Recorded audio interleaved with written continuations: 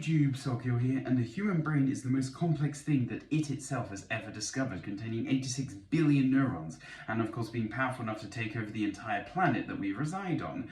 And because it's so powerful, how much storage would it have? Because it's able to store huge amounts of memories and information, like a computer. So how would it compare to a computer, or say my phone, which is 256 gigabytes of storage?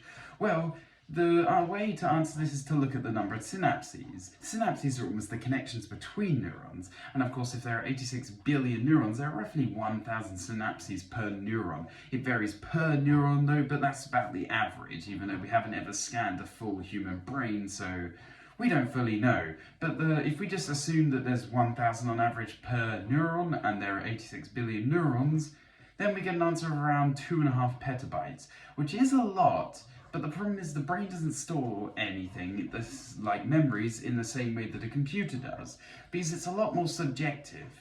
When a computer stores a file, you can leave it for 5 years and come back and it will be the exact same file. Yeah, cosmic rays may affect it slightly, flipping a few bits, but because of how well designed modern memory storage devices are, you won't really be able to notice it. With the brain, however, it doesn't work like that. The brain works, of course, like an artificial intelligence using neural networks, and so when you think of a memory, you aren't thinking of pieces of information, ones and zeros, that convey the memory itself, exactly what happened, fully objectively. Instead, what you're thinking of is almost key words relating to the memory, such as playing a sport with some people. You would think of for example, the uniforms they're wearing, the environment you were in, the tool you were playing the sport in.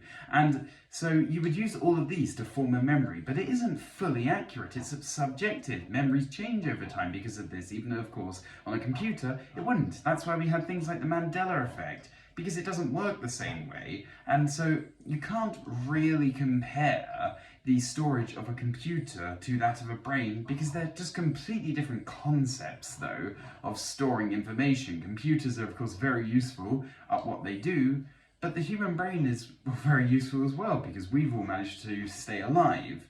But if you do want to take that 2.5 petabyte number, the interesting thing is, you can actually buy that much storage on a hard drive. If you were to get 138 or so 16 terabyte hard drives and then put them all together in a server rack, you'd technically kind of have more storage in your server than your whole brain would have.